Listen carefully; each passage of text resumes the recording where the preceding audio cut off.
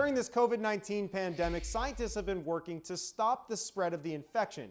Meanwhile, here on the Verify team, we're working to curb the spread of misinformation. One question we've seen is this: if you've gotten the virus, are you now immune from getting it again? Maybe you've wondered whether they need a vaccine.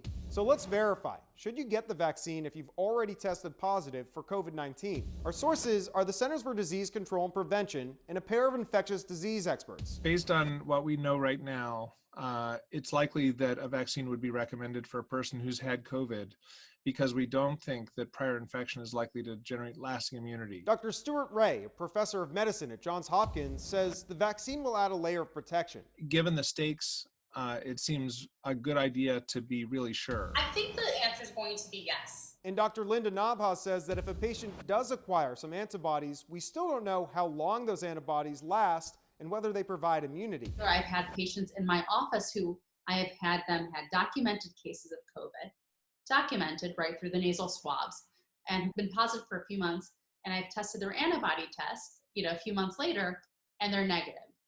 Shocking, but it does happen. On their website, the CDC says that, quote, people may be advised to get a COVID-19 vaccine even if they have been sick with COVID-19 before. So we can verify. If you're one of the millions of Americans who have already contracted the virus, our experts say it's probably going to be recommended that you get vaccinated. With your Verify, this is Evan Kozlov.